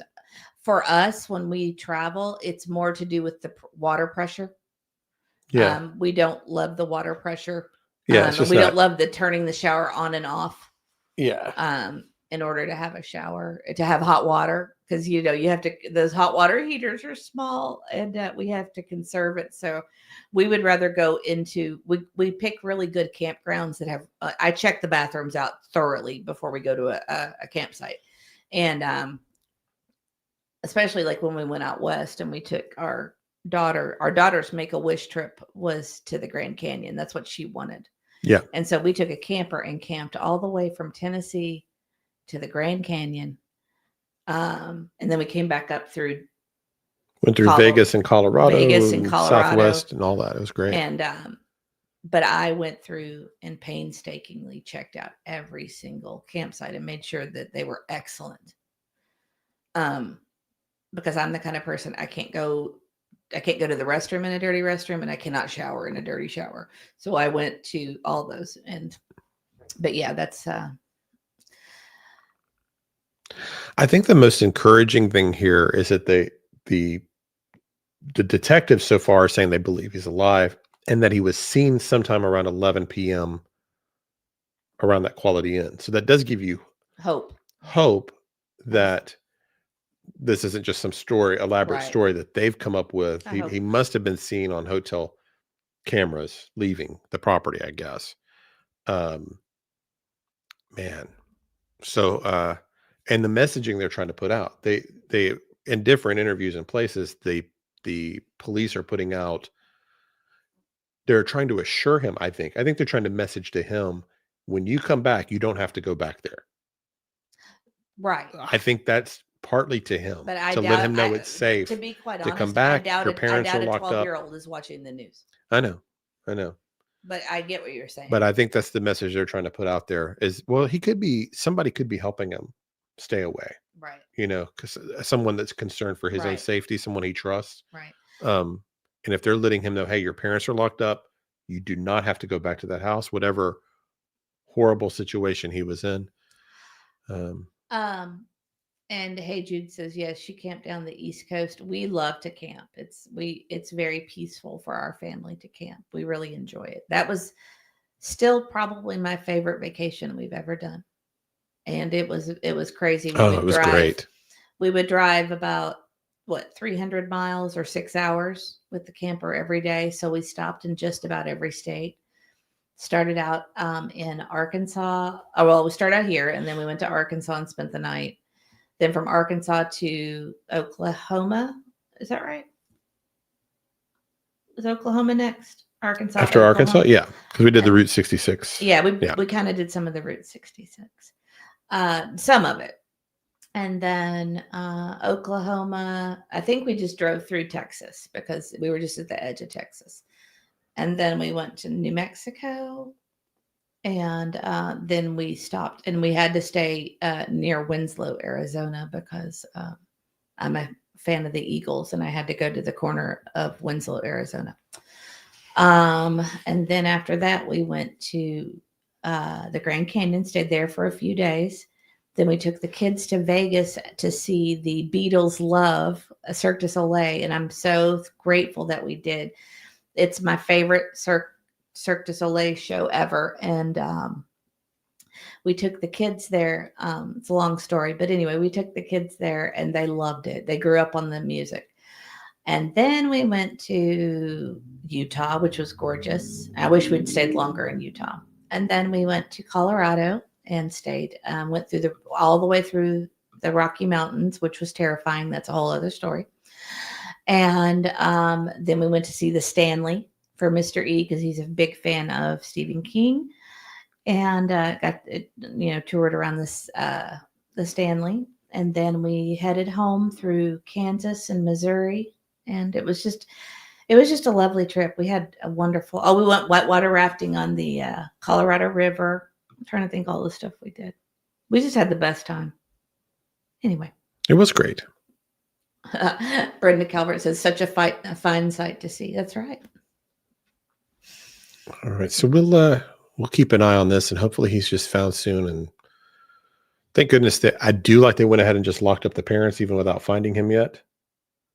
I like that they went ahead and did that. I don't know if they're involved in his disappearance directly. I mean, obviously their indirect actions appear to have caused him to run away, which is completely understandable. But I approve of going ahead and locking them up early instead of waiting. And Shauna said that she and GTO guy are getting a camper because their kids are moving to Oklahoma. So I actually didn't even think I would like it. Oh, we love it. But we loved it. What I loved about it is that once you get that bed the way you like it and comfortable, it's so nice at the end of the day to get into that bed. And we used to be tent campers. Oh, I mean, bougie tent campers, but tent campers nonetheless. Like I would have to take a refrigerator, an air conditioner, carpet. We had cots. We all had cots with thick mattress padding, or not mattress padding, toppers, all kinds of silly stuff. But the camper, I love the camper. I don't even know what to tell you. And I'll tell you the main thing that was nice that someone recommended to me is they said, make sure don't just buy cheap camper chairs. This was something somebody told me. Don't when, for your outdoor stuff, don't buy cheap camper chairs. Buy something nice that's going to last a long time, that's very comfortable. Because if you're driving cross country and you want to get out of your car seat and sit somewhere comfortable, you're going to want a nice, comfortable camping chair. So I got the kind that are the anti-gravity ones, so that we could stretch our bodies out. And then I also got a rocking chair that was for Biggie mostly. And then I got a very plush, like couch-like chair, which the kids love. So anyway, and Caring for All became a new member. Thank you, Caring for All. Welcome. Appreciate that. Thank you very much. I get off on my tangents. It's okay. I love camping. I really. The tangent gave me a minute to set up the next story, so it's good. And NorCal asked if all of our kids enjoyed the rafting. They did. They loved it. I'll tell you what was funny is that I built it up. I was like, this is going to be a wild thing. We did choose a mild thing because we didn't know how our son with autism would handle it. But even mild in Colorado River, you figure is going to be a little bit bumpy. And so we do it. And it is the most mild. Yeah. It was like a stream. Lazy rivers are more rapid than what we did. Yeah. Right. But it was beautiful. Fun. It was cool. But no, it was very, we would have gone up a level if we had to do it over again. Yeah, but it was still fun. It was still fun. It was great. Saw so it was in Colorado, of course, it's gorgeous. I'm with you, Shauna. Shauna said they used to tent camp a long time ago, but now she needs a bathroom. That is 100% the best part. And what's even better is when you're driving. I don't like using restrooms in gas stations either. So we can just pull up and I can use the restroom in my camper. Don't have to use the public restroom. We don't have to use the public restroom. So that avoids germs as well. Or if you're out in the desert and you're 100 miles from the next exit, Yes. So that stuff is nice. Yes, we actually used to somewhat primitive camp. We would carry our stuff into the woods and get away from the car, and not with kids. No. I won't do that with kids. So anyway, sorry. So I think this is the This is probably, I mean, this has been a huge story everybody's been kind of covering for the last week or so. Just a really mysterious circumstance. This is, of course, Spencer and Monique Tepe. They were killed on December 30th this year, or last year, I guess. And really weird circumstances because there was no sign of a break-in. He was shot multiple times. She was shot once in the chest. Didn't appear to be a robbery, and this seems to still be unsolved. So I'm going to kind of go through my timeline on various events. Some of this information has come out since this happened. But essentially there have been some things kind of leading up to their death that we're not sure if they're connected or not. But back in April, there was Fox News is reporting that there was an early 911 call made from someone. It was a domestic dispute, but they believe that the caller was not Monique, but a party guest, and so they think it's probably not related to the murder that happened now. So this is several months earlier, but still something to kind of note. But family, everyone's saying it was not Monique. Okay. Well, then December 19th, so 11 days before their bodies are found, a nearby residence also makes a call around 2:30 a.m. saying that someone was banging and smashing on their door. Police really didn't investigate it any further than that, so we don't know if that's related or not. So December 30th, investigators believe that sometime between 2 and 5 a.m. Is when they were killed. It was that morning. The husband, Spencer, he's a dentist. So when he didn't show up, they tried reaching out to his wife. She didn't answer. Kind of get the impression that everybody at the office, it's kind of like a family business, I think. So when he couldn't be reached and she couldn't be reached, everyone's like, okay, that's weird. I know that I've heard people kind of not criticize, but question, why would you call 911 an hour after somebody didn't show up for work? There could be a lot of explanations. But I try to imagine a dentist, because a dentist is the main show. The head dentist of the place, he doesn't show up, and you've got a waiting room full of people ready to go. Right. And he's not answering his phone, and his wife's not answering your phone. And maybe, I don't know how many years he's been in business there. I would doubt he doesn't no-show very often. I would think something was wrong too. Rosebud said exactly what I was thinking. I want to know if there's a history of infidelity on either side. I was thinking the exact same thing. Yeah. Because this seems, it seems personal. Right. She also said definitely close to home. It seems such good instincts. Yeah. It seems personal. Whether he's the target or she is, we don't know. But I just don't think this is going to be a random attack. It could be. I just don't think so. So anyway, around 9 o'clock, they're concerned. So they call the Columbus police at 9:22 to do a welfare check. We later find out that the police went to the wrong address. Which is nuts. This is wild. So of course, nothing's happening. People keep calling the police, and all those 911 calls are out there. Around 10 a.m., one of the friends goes over to the home themselves, and they can hear children crying and can see a body inside. So he calls 911 again. Police arrive sometime between 10:04 and 10:11. They're pronounced dead at the scene. Children are unharmed. There's a 1 and a 4-year-old inside the house. And they immediately rule that it's not a murder-suicide because there's no gun present. They do find shell casings there, which potentially could be a huge piece of evidence down the road.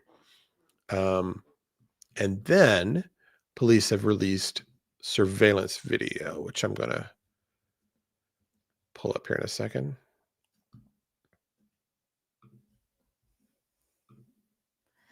All right. So this is the surveillance video in an alley behind their house. Okay.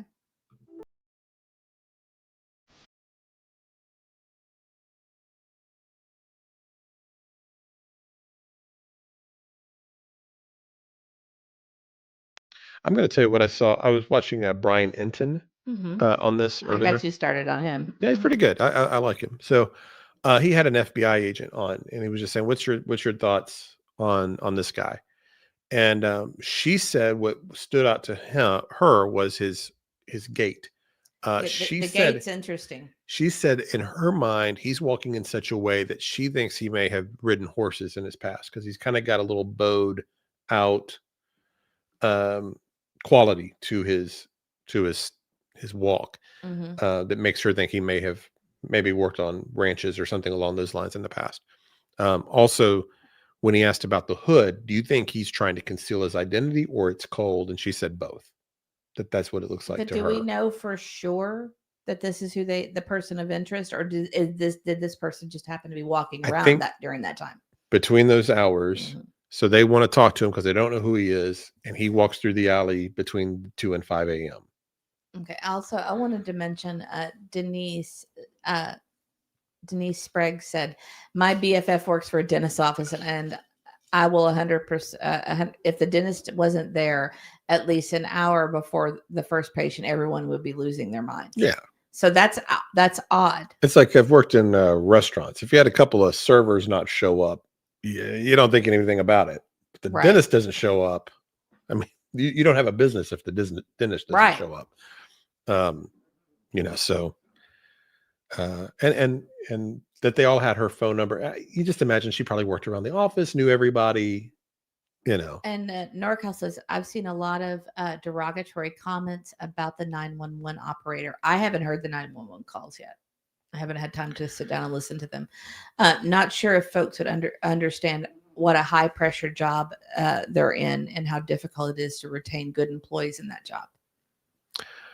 Didn't you I apply. Yeah. didn't you apply for that once? Yeah. So I was years ago, like a million I was years thinking ago. about talking about this Yeah. with this actually. So Oh, and Rosebud wants you to replay that when you can. this? Yeah, I'm going to play it a couple of times here. So I just stopped at about 11 seconds in.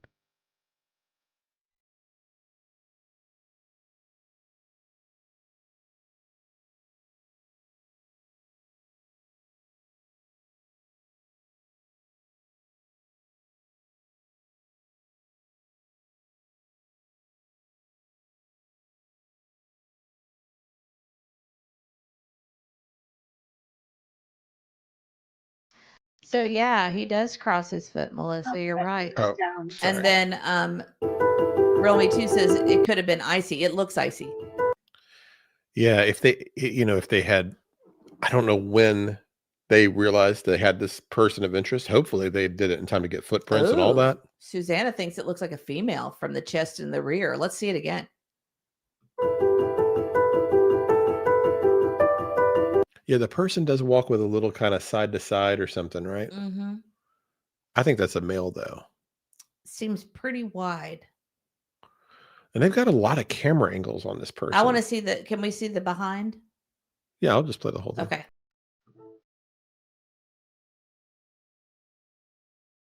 I could see what you're saying.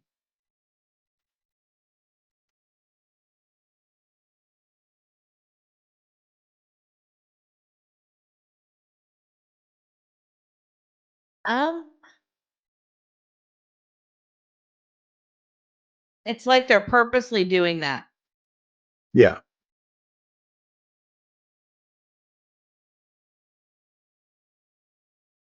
I can see what y'all are saying. There's some wideness through the hips. I can see what they're saying. There's some wideness through the hips, and it's almost like Ooh, sorry. it's almost like that person was walking the way they think a guy should walk. Does that make sense? I think it's a male. I mean, I'm not going to rule out a female though. There's some wideness through the hips that's interesting. Yeah, I think, and I also feel like it's an older male, like not somebody in their 20s. Wow says male. Like middle age, just by the way they're walking, the build. Artificial limb, Judy's wondering. They look pigeon-toed, but are they trying to be pigeon-toed to throw people off? Because if I was let's just put yourself in that situation. Not that any of us would ever do that, but let's say you knew you were going to be on camera, you would probably change your gait. Yeah. Just to throw people off. Yeah. Okay. And keep the hands in the pockets. People can't even tell your race, really. Right. And keeping the head down. Yeah. I mean, Hey Jude says cowboy walk. That's what that one FBI agent thought. And it's interesting. Maybe they just have a limp, something like that. But it's a unique walk. I mean, people can be recognized It by looks their John gait. Wayne-ish. So if someone knows someone, It does. I mean, like you might recognize somebody by their walk like that. It's so unique. Hmm. I can see why they put it out. But it's possible that it's fake too. Are you going to tell your 911? Yeah. So I don't know, in my 20s or Oh whatever. gosh, it was a million I've years applied for ago. like every job on the planet and worked in like a million places. Oh, It seems I mean, it's throughout my like it's. I don't know I've what done a made lot you of think weird you stuff. wanted to do that, but I don't remember. But so it was actually very competitive. It was for Nashville, Mm-hmm. and I think they only hired like a couple of people, but there were over You had to 100 go of through all us. this testing and We stuff. went to the place and went through all this stuff. What was interesting was there's the way it's probably all different. I'm sure it's different now, but back then it was a giant book, like giant books for depending on your category. So like there's not a lot of art to being the 911 operator. If you had if somebody said, my husband's laying on the floor, you'd flip to a certain page and then you'd ask the question on that page. I'm sure it's all AI and it's now. all it was like okay, if they say this, you flip to this page. And it was this giant book Like that a would manual. take, and you would talk them through the questions you're supposed to ask and exactly what to do. So you don't have a lot of choice in what you're going to say to the person. They've got it all spelled out for you. But what I've seen people, I know what you're talking about, because I haven't she gets heard it. overwhelmed with these same calls about this person not showing up for work. Mhm. But the thing I've heard people defending the 911 operator say is that the majority of phone calls these people get are not emergencies at all. People are calling about nonsense. I was gonna say and that's actually what I was gonna say. I haven't heard the call. I have no idea what's going on, but that is a trend I'm seeing, that people will call 911 over things that are not an emergency. Right. So the vast majority of what they get are not emergencies. Right. So, if she got a little frustrated thinking This these was people an keep calling emergency. about somebody not being at work. Well, somebody not being at work really isn't an emergency. Right? Not showing up for work. Is that a 911 call? I think that you have The to look wellness at, check, yes, but a 911 call. but I guess what I mean is that if he has a tendency to be on time and they can't reach him by phone, and he's got patients, I could see why the dentist's office felt it was an emergency. Yeah. Do you know what I'm saying? But I can from see why that perspective, but I also understand why the 911 operator would did not think that's it was. not an emergency. This is not an emergency when somebody. An emergency is someone's shot, because they someone's don't know. hurt. Yes. The person could be having the flu or overslept or had too much to drink and didn't go to work, for all the 911 operator knows. In hindsight, obviously, it was a thing, but anyway, ultimately, it didn't we've end had up. some crises. I've only called 911 once, and that's when we could not find our son when he had taken off walking. Oh, I've called a few times. No, you haven't. I have. Yeah, things I've seen downtown. Oh, I'm talking about for us. For us. Yeah. Not things you've seen downtown. But yeah. Right. That one time, but it was literally before I even got to the address or anything, you'd already found him. So. Right. But so anyway, so that's it, and ultimately it didn't make a difference on the response time, because they would not have been. They were already deceased probably as soon as it happened. So it looked like, and they're not talking, which is fine. The investigators are not giving the public a lot of information. You'd kind of think this would be a case that would not be that hard to solve. I mean, it looks like a fairly crowded area. I mean, these people in the alley have all kinds of cameras. I'm sure other people have Ring cameras, and people have taken note that there are cameras all over the neighborhood. It'll probably get solved very quickly. But I mean, that happened the 30th. We still don't really have any answers. So they may not be wanting to tip off the suspect. They might know a lot more than we know. But it's really, really hard to say. All right, dog, get down. He cannot get comfortable. Okay. get We down. don't know if they have any fingerprints, DNA evidence, and all that. The other thing that's kind of interesting is they have a keypad to enter the home. Mhm. So who knew the code to get in? Right. There was also So suggestions that maybe their back door was unlocked. okay, I mean, it's possible. Because the coworker was able to get in.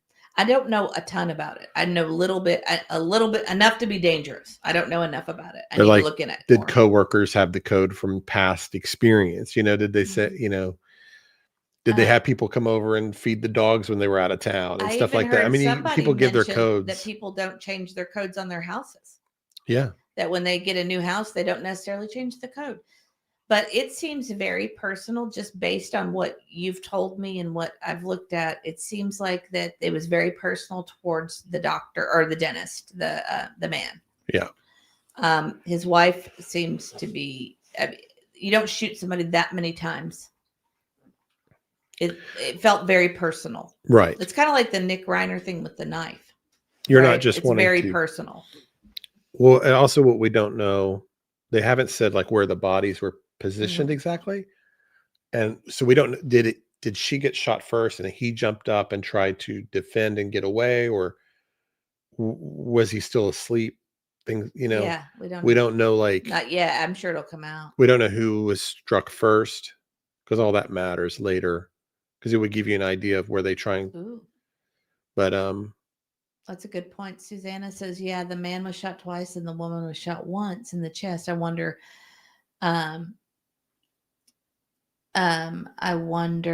where in the chest, was it near the heart on the right or the left side? That's a good question. from the front or the back, for that matter. And I Pool guess we don't. Cougar said, I heard a neighbor had the code. And then Real Me Too says, Justin said the sources are telling him the perp entered through the back door. So. Well, that might be why they're looking at that alley person. Right. If they believe if they believe they came in that way. Yeah, and NorCal, I heard that he was shot multiple times. I don't know exactly how many. I thought it was more than two, though, myself. Yeah, I think all I had was multiple. I heard, I don't know where I heard it. I might have heard it on Justin's. I'm not sure. I peeked my head in there. Everybody gets different details sometimes, but I just saw multiple. I didn't see an exact count, but that could indicate anger, or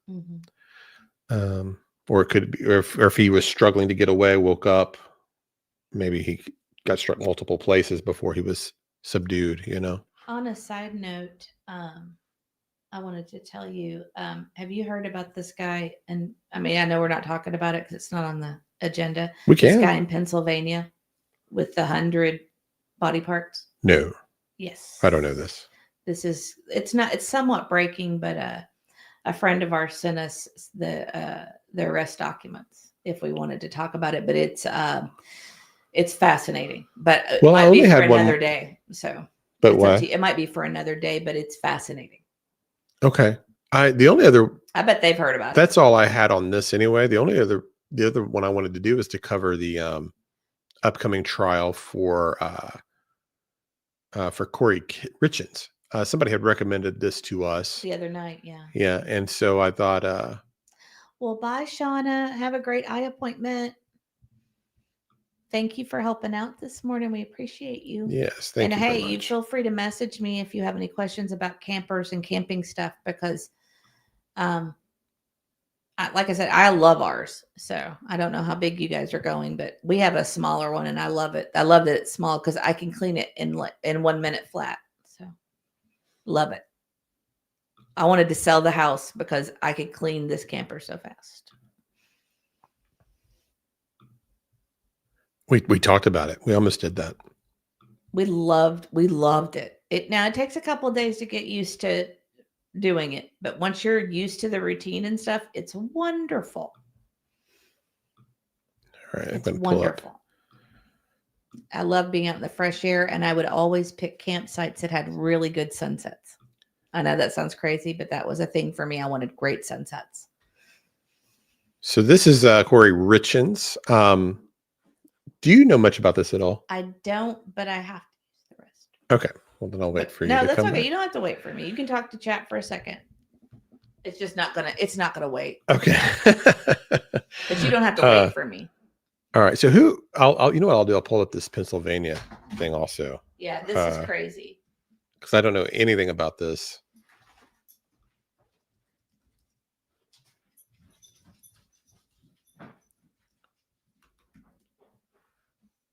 Oh my gosh. Okay. So.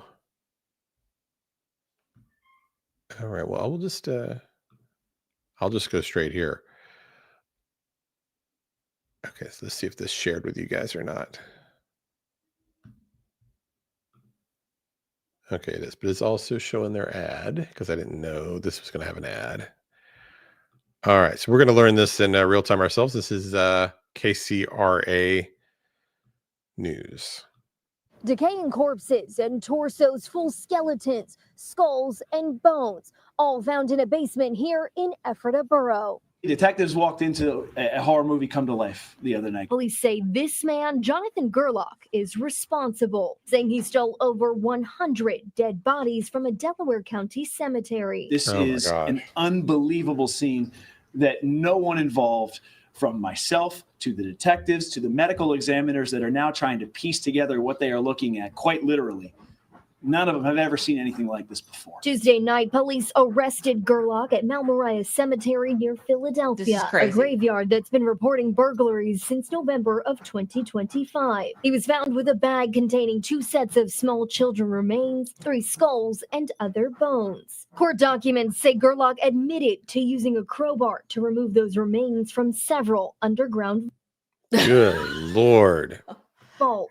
Wow. Upon searching his car near the cemetery that evening, police say they found even more bones. Officers then obtained a search warrant for his home in Ephrata, where even more remains were found. They were in the basement predominantly, although, as you can imagine, with 100 remains, it was not as though they were in an isolated area.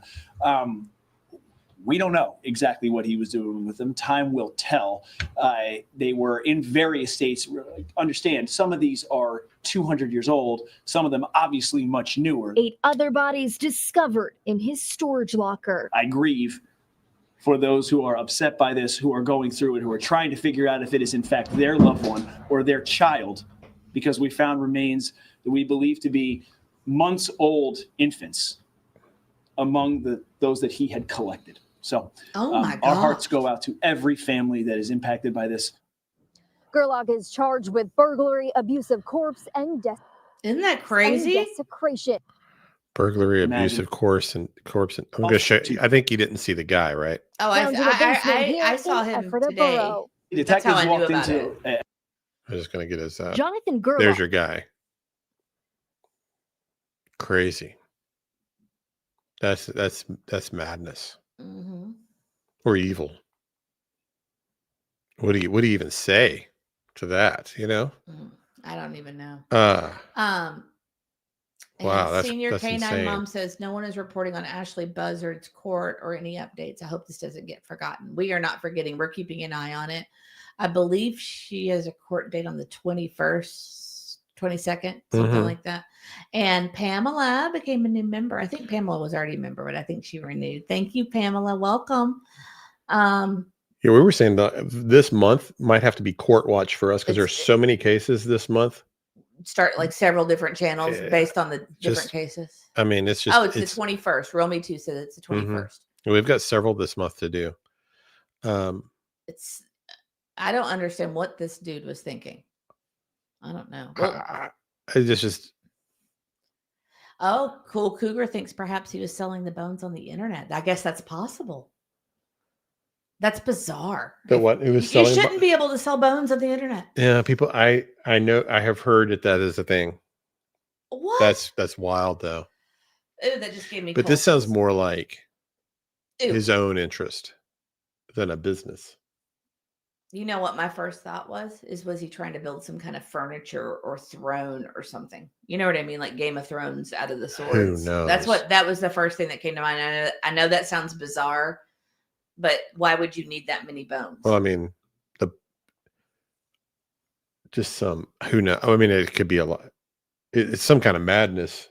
Either way. Whatever it is. That's just crazy. Oh, okay. Hobo Mom says hearing January 21st and her trial starts February 24th. That sounds accurate. Yeah. Maybe an obsession with, I don't know. It's disgusting either way. Okay. It seems really fast for her trial to start that quickly. There are some judicial systems that move faster than others. I mean, that's really quick for the trial to start like that, you know. But it's California, right? Not Utah. They didn't do it where or isn't that where the body was? Was that where the body was found? Utah? Yes. So but they're trying her in California?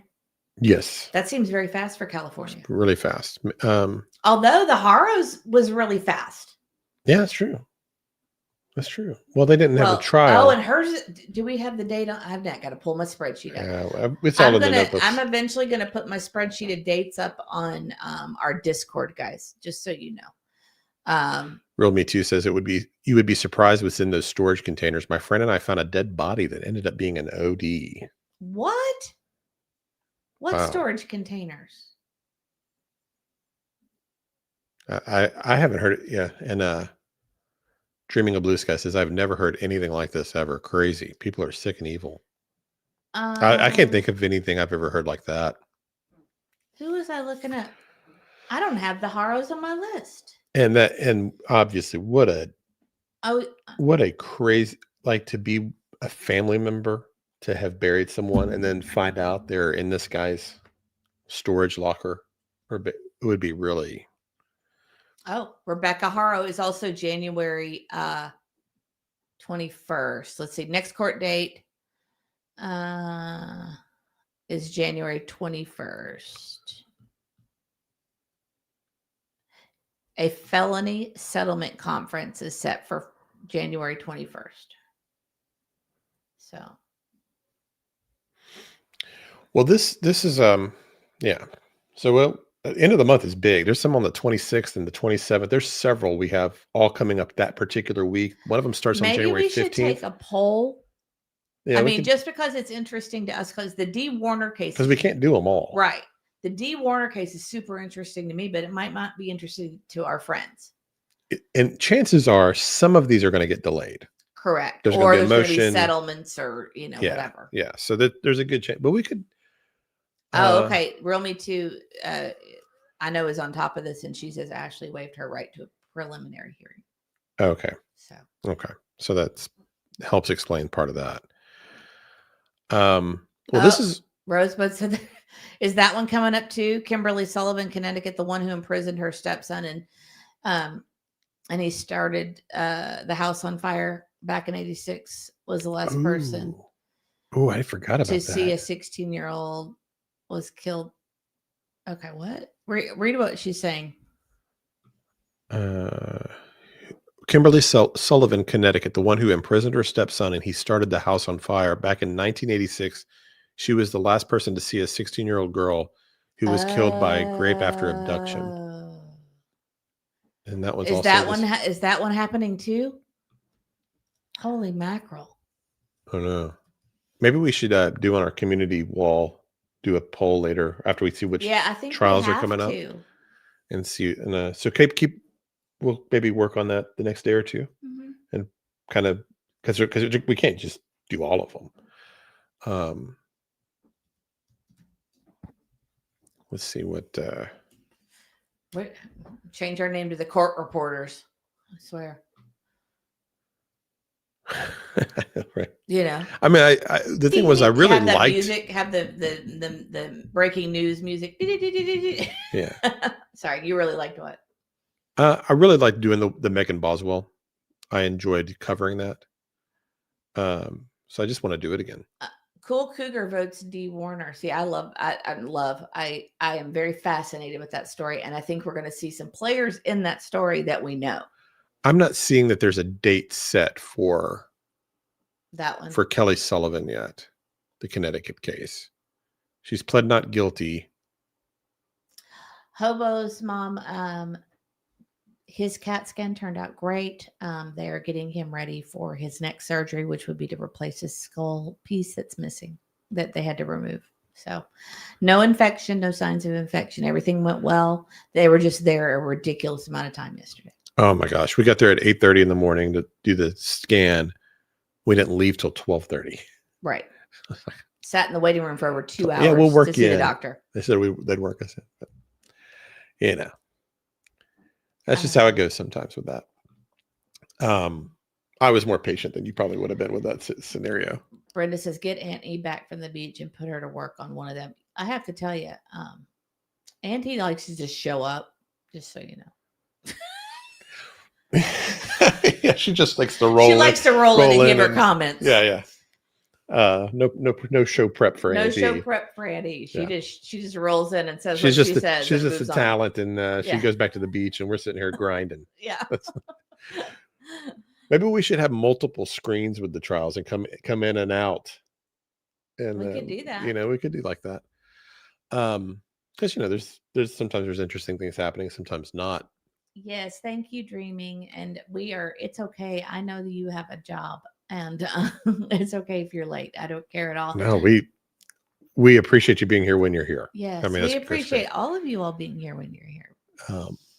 And she and says, it's not so like we're thankful. predictable. She says, so thankful, no infection. Praise God. Yes. Yeah. And absolutely. Yeah, all that looked good. They didn't see any redness or anything like that. So they thought that was all fine. They are going to be creating with the CAT scan. They're using that to help create the synthetic piece that they're going to replace in his skull.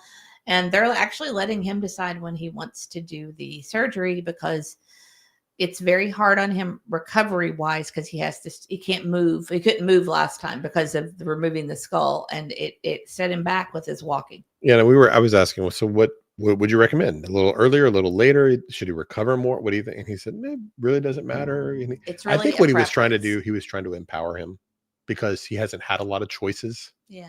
Everything's kind of been like, you really need to do this like in 2 days. And, and this is one where he's kind of got a little more power. I think that's kind of what he was doing yesterday.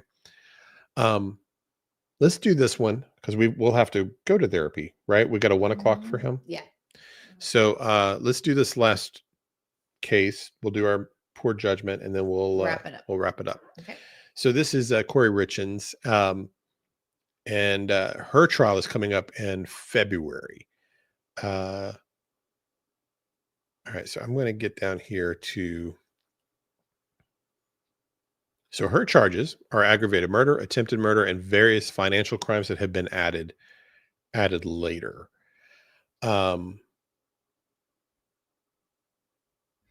right, so let me. I had my timeline here somewhere. Okay. Okay, Rosebud says it's also in January 29th. So this is back to 2022. She's in Utah. She's married to Eric, her husband. They have I think 3 children.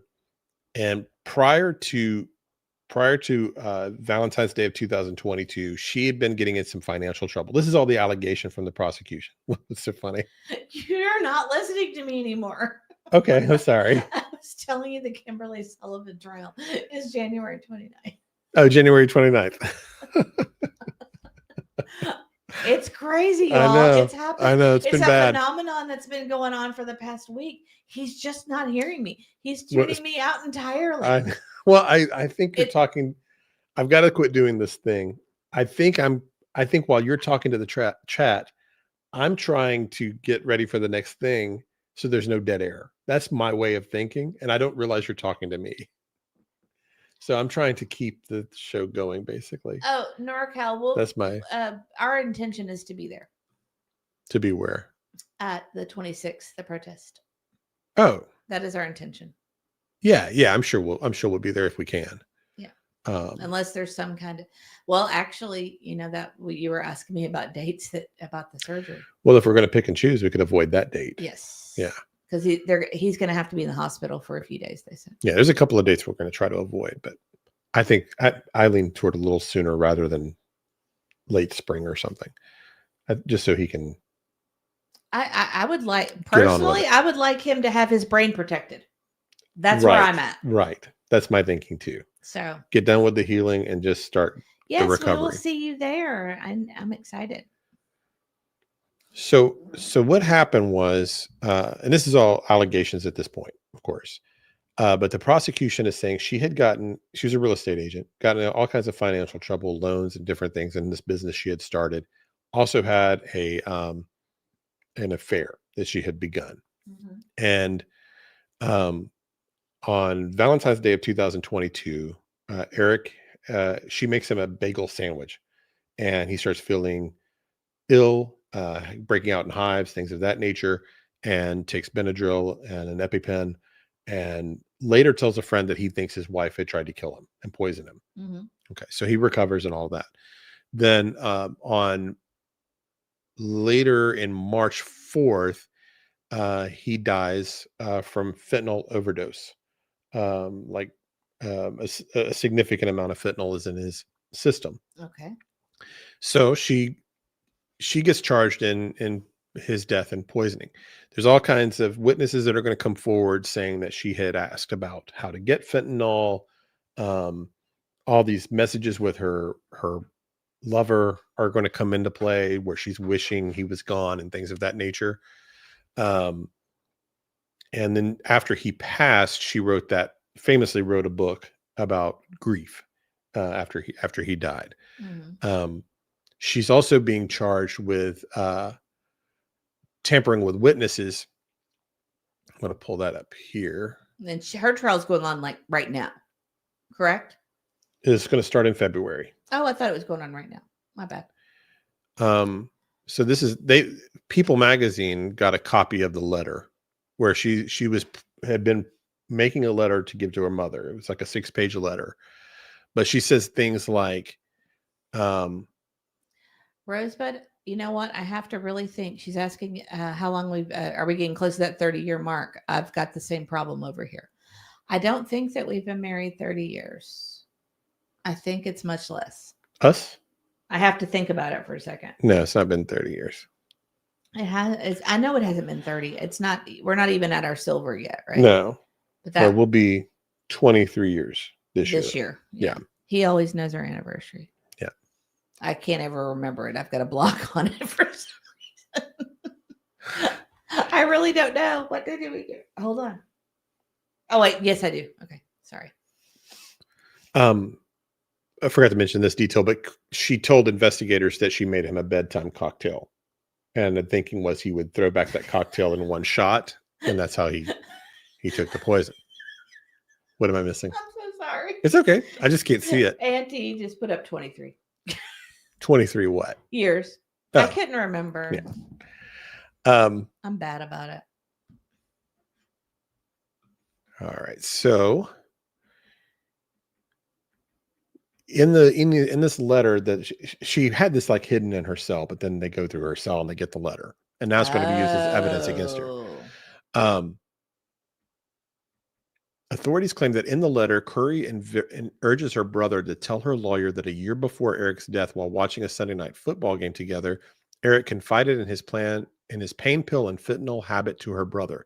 According to the letter allegedly written by Curry, Eric said he got the drugs from the family's ranch hands, and that Eric had instructed him not to tell me because I would get mad because I always said he just gets high every night and won't help take care of the kids. Later in the letter, starred with asterisk, Curry allegedly told her mother that Rodney could reword this however he needs to make the point, just include it all. I worry sometimes your house and phone are bugged, Curry allegedly wrote. So she's trying to paint the picture, according to this, that he was an addict, although he wasn't. We don't believe he was a fentanyl user at all. So it's going to be a tough trial in a lot of ways. You're going to have, how do you prove that she's the one that poisoned him? You don't have an admission, but you have a lot of circumstantial evidence all around. So, and in these letters, she wishes to the boyfriend that she was seeing on the side. She's, wishing he was gone. And she also takes out a life insurance policy a few weeks before he dies. There's all kinds of major red flags pointing toward it making sense that she killed him. It's just whether, how much evidence gets admitted. What are these witnesses like? How believable are they? and that kind of thing. The defense, it looks like they're going to go with, yeah, he had a fentanyl problem and he overdosed. So that's pretty much going to be the case. It looks like. So that'll be a pretty interesting trial, and it seems like it was just a combination of financial issues and this affair she was having. And I am going to put that spreadsheet, and I'm going to be more active in our Discord. So if you are a channel member, you are welcome to join our Discord. And this is for channel members only. You have to let us know that you're a channel member. But I'll be posting that on our channel member community wall, where it's only for channel members. I'll post that link for you guys. So if you haven't joined already, please do. I'm sorry. That's okay. So I guess we're ready for our last segment because we do have to go to Yes. Okay. to have time for lunch. So let me find it.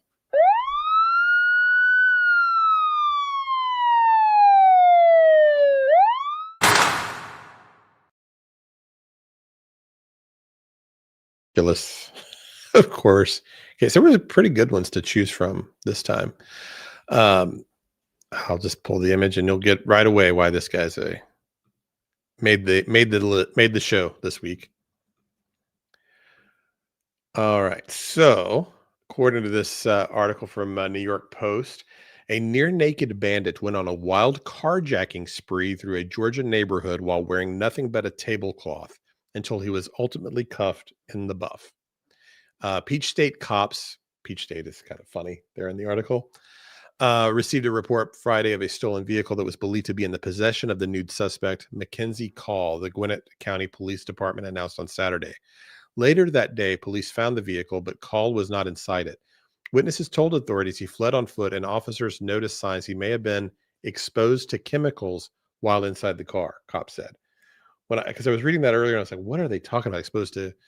Anyway, the chemical Call was supposedly exposed to is not immediately clear, though police body cam footage showed arriving officers discussing whether Call had suffered chlorine burns and showed an abandoned pool servicing truck. So it seems like he got into a pool truck and somehow got himself exposed to chlorine and got burned from the chlorine. While officers searched for Call, multiple 911 calls were received. That warrants a 911 call. There's no question there, right? You see the guy carjacking in a nothing but a tablecloth and blue slippers. You call 911. That's worthy of that, I think. Okay. Anyway, 911 calls were received about a man matching his description, wandering through the area wearing only a tablecloth and attempting to get into several vehicles, police said. Surveillance footage released by police captured Call prowling around in what appeared to be glasses, a pair of blue slippers, and a beige tablecloth draped haphazardly around his waist. What's the just the pictures just make it everybody's response to the picture. Oh yeah. Cuffed in the buff. It's making me laugh. Yeah, so I've got another shot of him down here getting arrested. That's the only other picture that's been released. There, of course, the body cam video is not out there. I appreciate them not putting that out. At one point, the birthday-suited thief allegedly entered an occupied home and snatched the keys to a Mercedes before driving off, authorities added. Oh, my goodness. Officers quickly found the stolen Mercedes, conducted a traffic stop, and took Call into custody at gunpoint. Dramatic body cam footage shows. Call has been hit with a slew of charges, including theft by taking, burglary in the first degree, entering an automobile with the intent to commit theft or felony, loitering and prowling, and driving without a valid license, cops said. Yeah, so there's your part of your Just Say No campaign again. Because I'm going to guess, just a hunch, that narcotics are getting involved, right? Could have been laundry day. It could have been a laundry day.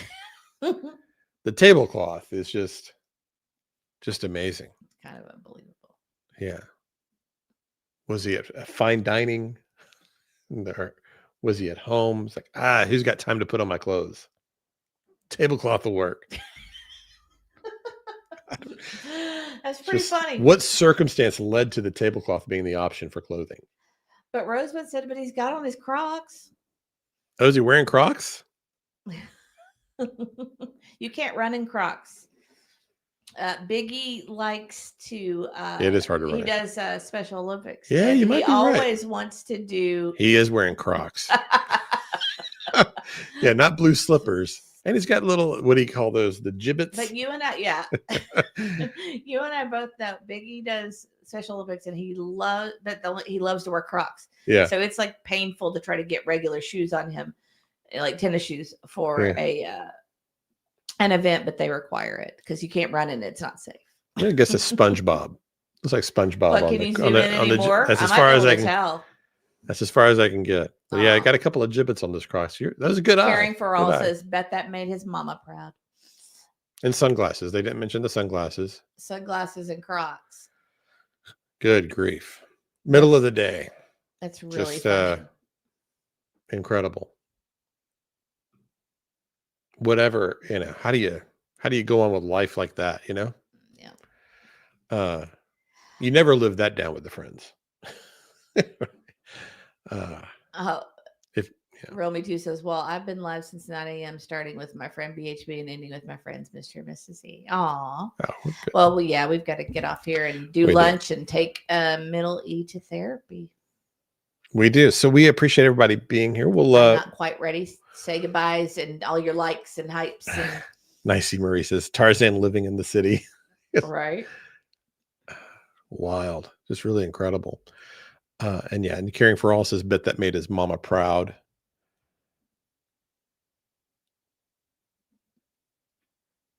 Now you got to get in the habit of asking for likes. Yeah. So hypes and all the things. So you do it, not me. So if you think of it, especially if you're watching us on the replay, hit the like button on and so bad the at hype. It. So bad at it. I know. I'm no salesman at all. This is funny here. Nicey Marie says, was he doing his laundry, clean all clothes? We had a streaker done this in our grocery store, shopping while in the buff. Yes. Man. You're so bad. We'll be doing the poll. So keep an eye out for that. We'll work on that. Yeah. And if you're on the replay, put in the comments some cases you would like to see us do the day-by-day trial coverage. Yes. So if you're listening to this on the replay, that would be helpful to give me an idea of where to start. There's so many. And again, if you are a member of our channel, you can join the Discord. And I'm working on a spreadsheet of all of, at least this month, of what cases are going to be going to trial, because there's quite a few. Because these are going to overlap. Thank you, Belinda. Belinda says, don't forget to hit that like button. That's what you're That's supposed how you to do say. it. Don't forget that hit that like button. Yeah, so we got D. Warner is a possibility. Yeah, D. Warner is my pick, but I understand that there's some other ones that might be interesting. I think D. Warner is going to have a lot of twists and turns, and I think that we're going to end up seeing some people from Cold Case in it. That's what I think. Yeah. I don't know that for sure. That's just my guess. It could turn out that some of these aren't streamed, because the judges can, not allow that, Right. So that might happen. I know. We'll go through. I'm working on the spreadsheet over the weekend, so I should have it up by Monday. Yeah. So we appreciate everybody being here. Are we ready to go? Yes, sir. All right. Well, thank you all. We appreciate you joining us, and we will see you soon. And thank you to our moderators, our subscribers, and members. We appreciate you guys so much. And if you haven't already, please hit that like button on your way out, and we'll see you next time. Bye. Bye.